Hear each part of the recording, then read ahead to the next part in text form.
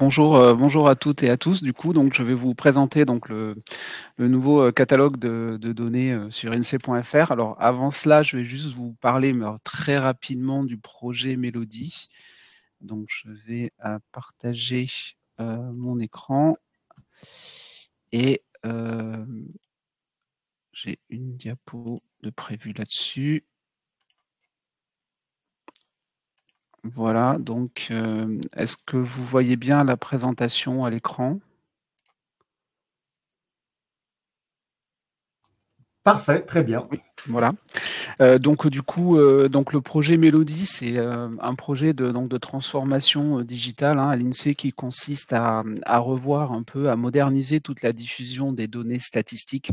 Donc ça concerne toutes les données de l'INSEE, sauf peut-être les données administratives comme le répertoire Sirène. Et c'est un projet qui a deux grands objectifs. Le premier, c'est de revoir en profondeur l'aspect, la partie métadonnées des données, donc la documentation des données, en réorganisant toute l'offre de données statistiques de l'INSEE par source et par jeu de données, ce qu'on appelle aussi des datasets en anglais, avec à chaque fois des dictionnaires de codes et de variables qui sont bien décrites dans un standard international, donc en l'occurrence le modèle d'information du SDMX, et surtout de faire un effort sur le nommage des variables et des modalités, de manière à ce que d'une source à l'autre, quand on utilise la même variable ou les mêmes modalités, on ait la même codification. On n'est plus comme aujourd'hui une logique où chaque producteur propose ses propres noms de variables et de modalités pour chaque source. Voilà.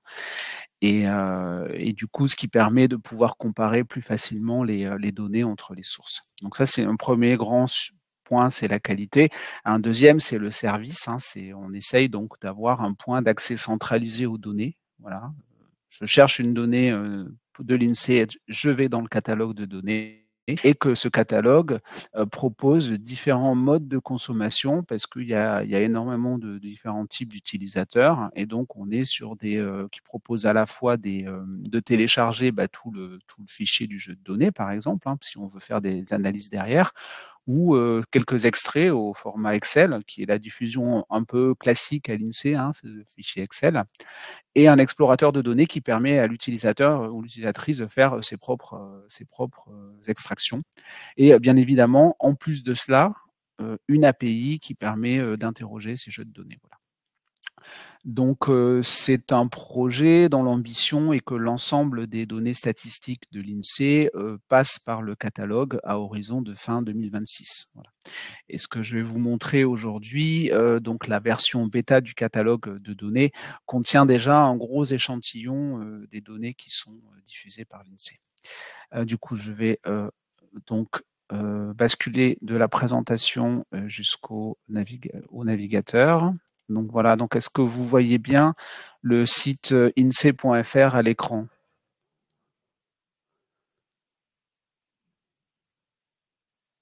Oui, je pense que c'est Ouais, très visible. bien. Très Oui, bien. voilà. Ouais, tout à fait. Bon, alors du coup, le site, le catalogue, il est référencé dans Google. Vous pouvez taper catalogue de données INSEE, et Google vous le sort, ou Quant.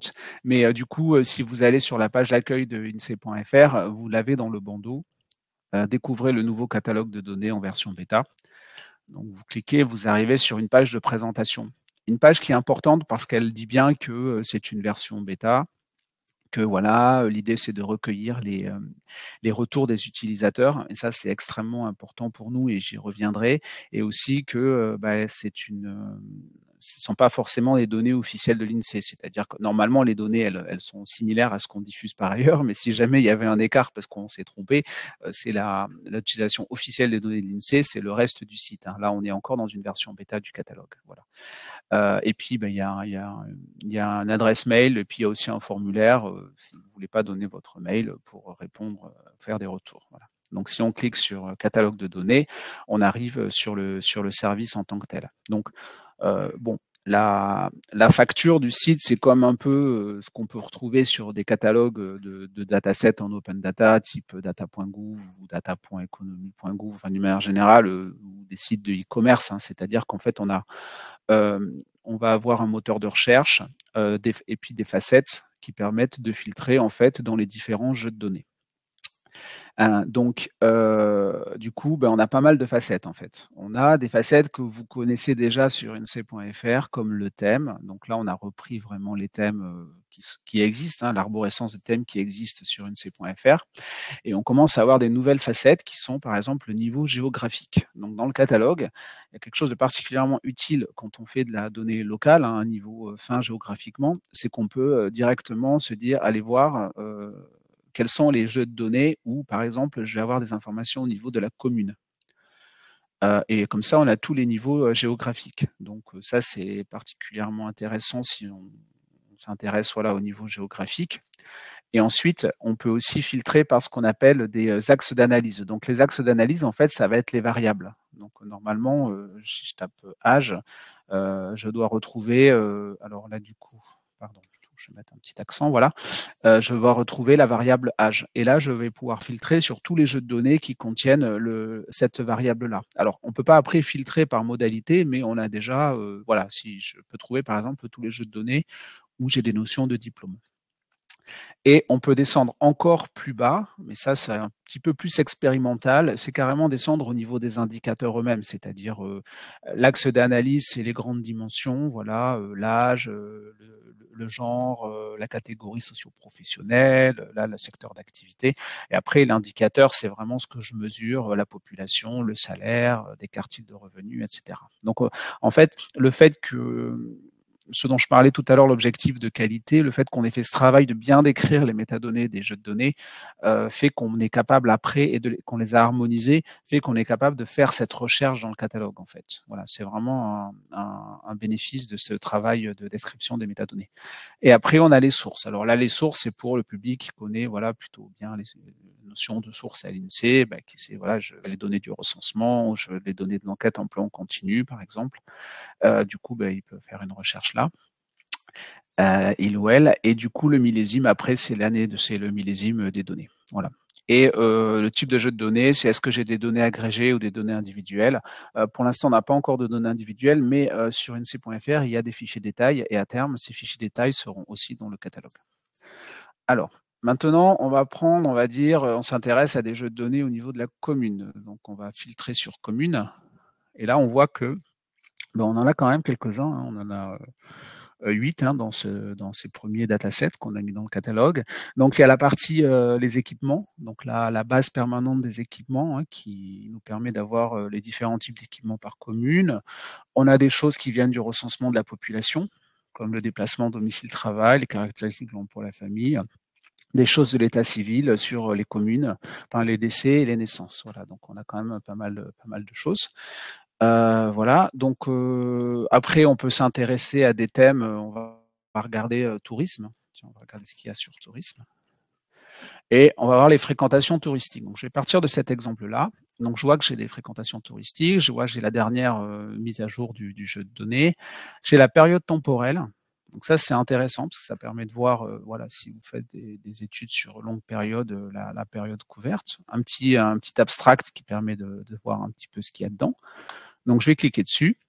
Et là, j'arrive sur la page de description donc, de mon jeu de données. Donc, ça s'organise en 3 onglets. En gros, la description générale, la métadonnée et la donnée. Donc, la description générale, ça reprend un résumé, ça me donne la source, le thème du INSEE.fr. Et puis aussi, il y a des thèmes internationaux qu'on appelle les domaines statistiques de l'ONU. Donc, on les remet là. Ça, c'est plus pour les utilisateurs internationaux qui veulent comparer d'un pays à l'autre. Et voilà, et on a le nombre de lignes du fichier et le nombre de variables. Donc, ça nous donne aussi une information sur la taille. Ce qui est assez sympa, c'est que sur la source, si on clique dessus, on arrive directement à la présentation de la source dans INSEE.fr. Donc ça, voilà, ça permet de faire gagner du temps, surtout si on ne connaît pas très bien la source ou si on veut retrouver une information dessus. Voilà, donc la structure, ça vous présente le dictionnaire de variables et ses codes. Donc voilà, donc ça va être activity, les codes. Alors là, on va avoir des hôtels, on va avoir des campings, etc.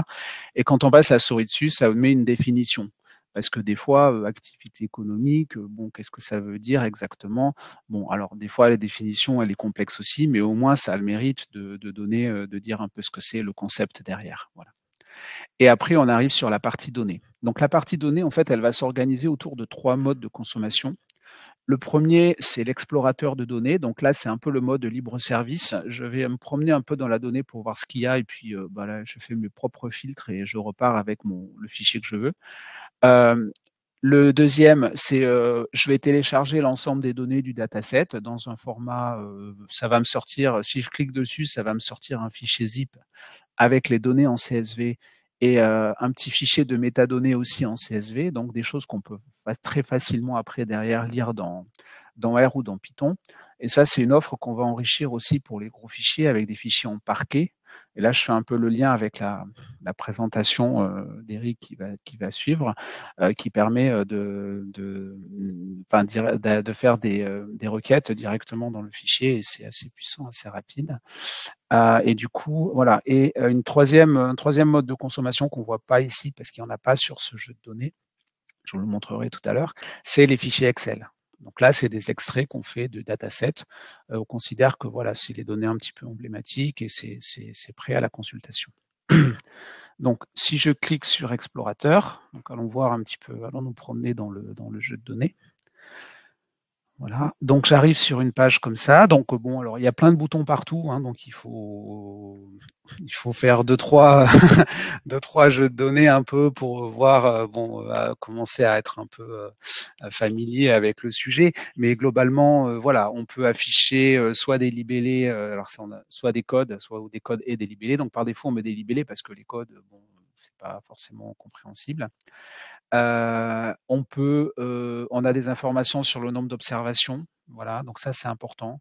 La règle du pouce, en gros, c'est qu'au-dessus de 1 million d'observations, c'est-à-dire 1 million de lignes dans le fichier, c'est un gros jeu de données. Voilà. En dessous, ça va. Les plus gros jeux de données qu'on n'a pas encore dans le catalogue font 10 millions de lignes. Hein. Donc c'est voilà, pour donner un peu le spectre de taille. Et du coup, après, on arrive sur un système d'autofiltre comme on aurait dans Excel ou dans Calc. Et là, on peut choisir, voilà, donc on va regarder le département de la Dordogne, par exemple, voilà. Donc ça fait un filtre. Et ensuite, on peut regarder les différentes mesures. Donc, on va regarder le nombre de nuitées dans les hôtels, par exemple. Et du coup, au fur et à mesure, on filtre. On peut mettre passer en mode plein écran. Surtout comme un dataset comme ça où il y a pas mal de dimensions. Donc après, il faut faire ses filtres. Il y a une option qui permet de mettre tout à total, donc il fait quand même potentiellement gagner du temps. Après, on va choisir sa période. On va regarder, par exemple, cet été, voilà, en août 2023. Donc ça nous donne une idée des nuitées. Alors après, je peux regarder, voilà, j'avais 161 nuitées. Et je vois que par rapport au pays de résidence du touriste, j'ai majoritairement des touristes français en Dordogne. Alors que si je prends par exemple, si je rajoutais la région Île-de-France, on va essayer de le faire. On va prendre voilà, région Île-de-France. On va trier. Hop. Si je prends Île-de-France, alors il m'en a sorti plein. Du coup, il faut que je mette bien hôtel. Voilà. Et du coup, alors la valeur, elle se cache au loin là. Bon, alors du coup, ça c'est pas très bien. Donc je vais la déplacer. Hop. J'ai un bouton ici qui me permet d'afficher les colonnes et puis je vais la remonter un peu. Je peux la mettre un peu au jeu. Donc je vais la remonter là juste après la géographie. Voilà. Et donc là, la valeur, elle apparaît désormais ici. Et donc, ce que je peux voir, par exemple, c'est que pour la région Île-de-France, sur le nombre de nuitées totales de 5980, les touristes non résidents représentent une grosse majorité en Île-de-France, là où en Dordogne, on avait plutôt du tourisme français. Bon, voilà, on peut faire des petites analyses comme ça assez rapidement. Et puis surtout, je peux partir à faire mon export si j'ai besoin. Et là, du coup, ça m'exporte un CSV qui correspond au code de l'extrait que j'ai fait. Voilà. Donc, voilà. Et alors après, ce qui va être intéressant, ce que vous ne voyez pas, enfin, ce qu'on ne peut pas faire là, parce que l'API, on a une API qui n'est pas encore complètement ouverte, mais dans la version qu'on aura au printemps, il y aura une URL en dessous du tableau qui correspondra à vos filtres. Et vous pourrez en fait la copier, la garder, et à chaque fois que vous reviendrez pour interroger refaire le même filtre, vous pourrez utiliser cette URL-là en fait. Vous pourrez d'ailleurs directement utiliser cette URL pour requêter l'API et obtenir les résultats qui vous intéressent dans le jeu de données. Voilà. Donc, je vais vous montrer un exemple donc de fichier Excel. Hein. Donc, on va aller dans l'enquête emploi au niveau national, qui est une des très grandes enquêtes de l'INSEE. Donc, où est-ce qu'elle se cache? On va dire ça, on va prendre, voilà, celle-là, série longue. Et là, si je vais dans données, vous allez voir qu'en fait, cette fois-ci, j'ai aussi téléchargé simplement les principaux extraits et avec un certain nombre de fichiers Excel qui ont été préparés à partir du jeu de données, qui correspondent, pour ceux qui connaissent bien le site de l'INSEE, à la gamme des INSEE résultats aujourd'hui. Voilà. Donc voilà pour les principales fonctionnalités du catalogue. Et je vais vous en montrer encore une parce que celle-là, elle est bien cachée, parce qu'on n'en a pas encore fait beaucoup. Mais on va aller dans les entreprises. On va aller voir le résultat sur les entreprises en 2021. Un des problèmes de l'explorateur, c'est que quand vous arrivez, vous avez en gros une espèce de preview de tout le dataset et vous ne savez pas forcément ce qui est important, quoi. Moi, j'arrive, je vois, ça c'est les résultats des entreprises. Je vois autre charge d'exploitation, total d'actifs bruts, etc. Bon, ça c'est bien gentil, mais bon, je ne sais pas trop ce qu'il faudrait que je regarde en premier, quoi. Et du coup, on a créé la notion de raccourci qui permet de dire, voilà, par exemple, ce qui va être important, c'est une ventilation du chiffre d'affaires des entreprises au niveau A10 de la NAF. Et si je clique là-dessus, ça me donne directement l'extrait dans le tableau qui correspond à ça. Et donc, on voit qu'on peut comme ça créer, alors on appelle ça des raccourcis ou on pourrait appeler ça des séries emblématiques qui guident un petit peu l'utilisateur dans les extraits un peu de l'explorateur qui sont intéressants à regarder en priorité. Voilà, donc ça c'est assez intéressant. Et du coup, donc voilà pour la présentation de l'outil. Enfin, il y aurait beaucoup de choses à dire, mais je le fais assez rapidement. Je voulais juste prendre 2 minutes pour vous dire que ça, c'est la V0 et qu'on est en train de travailler sur la V1. Et je vais vous montrer la V1. Donc là, je passe le catalogue, mais le catalogue en environnement hors production, donc celui que vous voyez pas. Et donc, on a pas mal de nouvelles choses, dont notamment, par exemple, on a des mots-clés. On va avoir des mots-clés. Donc, les jeux de données vont être tagués par mots-clés. Comme par exemple, là, le jeu de données chiffre d'affaires, on a mis, bon, c'est symbolique pour l'instant, mais entreprise, secteur d'activité. On pourra faire une recherche par mots-clés. Donc ça, c'est des choses qu'on va déployer pour la prochaine version. L'export CSV de l'explorateur, il a plein d'options, de nouvelles options. Les colonnes de l'explorateur, elles changent de couleur en fonction de ce que vous choisissez ou pas. Donc il y a plein de nouvelles choses et on est en train de faire une expérimentation. Alors ça, je vous le montre, mais c'est même pas sûr qu'on le sortira, pour faire une arborescence. Alors avec directement des séries. Donc je vais dans le thème, je déplie les thèmes et en fait j'accède directement à des séries emblématiques, comme par exemple je veux le produit intérieur brut, je ne vais pas m'embêter à chercher dans quel dataset il est, etc. Et donc j'arrive là et là je peux aller soit vers l'explorateur, soit faire l'export CSV, soit accéder au dictionnaire de variables ou alors à la description de la série. Donc si par exemple je regarde l'excellent brut d'exploitation, que je fais l'export, ça m'emmène vers l'explorateur. Et là, du coup, vous voyez déjà l'export, il est déjà beaucoup plus perfectionné que ce qu'on a aujourd'hui en ligne. Donc ça, c'est ce qu'on va mettre en ligne prochainement. On peut choisir le format, on peut choisir les séparateurs, etc. Enfin voilà, il y a pas mal de nouvelles options comme ça. Voilà. Et du coup, dans l'explorateur aussi, on a quand les colonnes, elles sont filtrées à une seule modalité, elles deviennent grises. Enfin, voilà, il y a plein de nouvelles choses comme ça. Voilà, du coup, j'en ai, je pense, j'en ai terminé avec la présentation.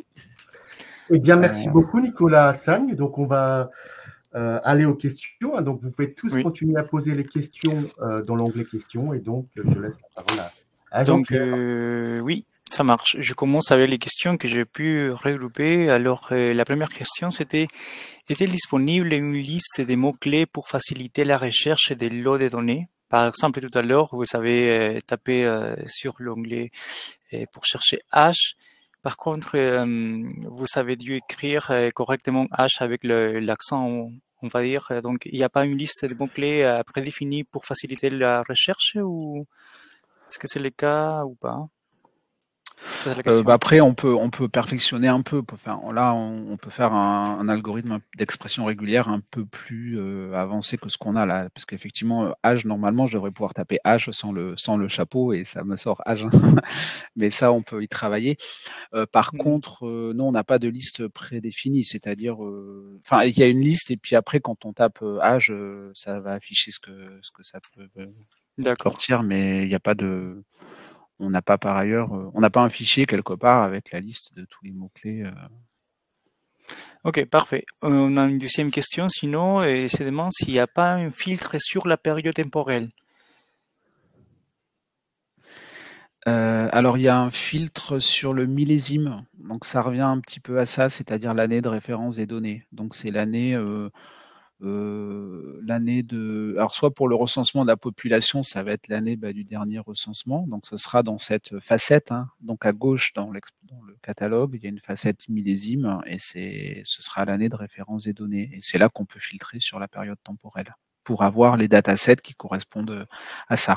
Après, si vous voulez, par exemple, si vous voulez aller dans un jeu de données type les comptes nationaux annuels où c'est des séries longues, dans l'explorateur, vous pouvez filtrer sur une année en particulier.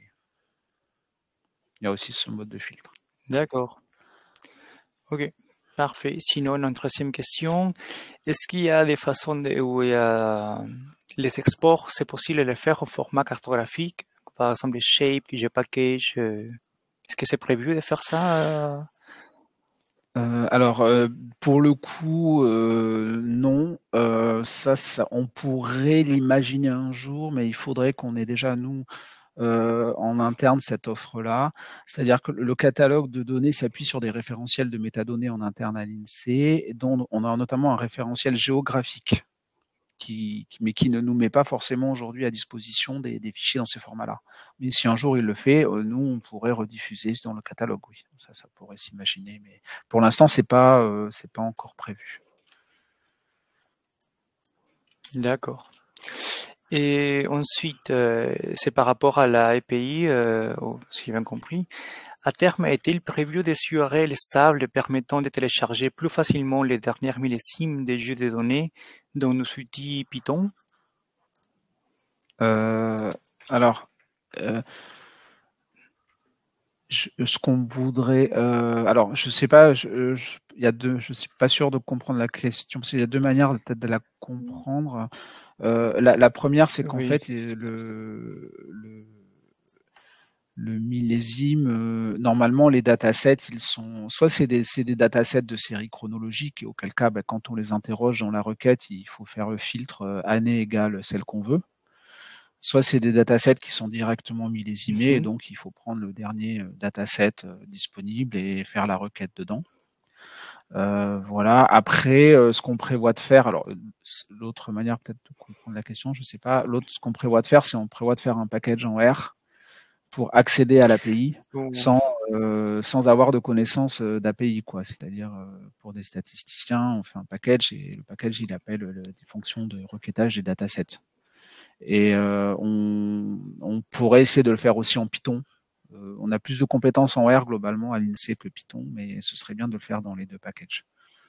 Dans les deux langages, je veux dire. Pardon. D'accord. D'accord. Et sinon, peut-être une dernière parce qu'on a pas mal de questions et je ne sais pas si on est dans le bon timing. Y aura-t-il un lien avec la cartographie INSEE? Alors, Je pense que c'est une très bonne oui. question. On est en train on y réfléchit. Hein. Je pense que voilà, on voit bien que dans les données locales, on pourrait avoir un onglet dans le catalogue qui affiche une carte et voilà. Et donc c'est des choses. Il y a des travaux à l'INSEE sur la cartographie fine en ce moment, qui sont pas forcément encore reliés à Mélodie, mais je pense qu'à terme, il faudrait qu'on fasse ce lien. Oui. On devrait pouvoir aller vers ce genre de choses. Oui. Je pense que c'est bon. Après, malheureusement, il restait d'autres questions, il me semble, à répondre, mais sachez que on va regrouper toutes les questions et on va les répondre, on va les télécharger. Ensuite, ils vont être répondus soit par Nicolas, soit par Éric Mauvière. Et après, ces documents avec la totalité des questions et les réponses seront téléchargés prochainement, d'ici à une semaine, sur le site des Data Grand Test. Donc voilà. Voilà, merci pour les questions et les réponses. Merci. Donc n'hésitez pas à continuer à poser des questions. On verra à la fin du webinaire si on pourra y répondre. Sinon, ce sera par écrit. Donc maintenant, nous allons passer à la question du format, des nouveaux formats Pointe-Lornay. Et on entend parler du format parquet et d'autres formats. Donc la question, c'est qu'est-ce que sont ces formats, qu'est-ce qu'ils apportent et comment concrètement on peut les utiliser. Et donc c'est Éric Mauvière qui va nous présenter cela.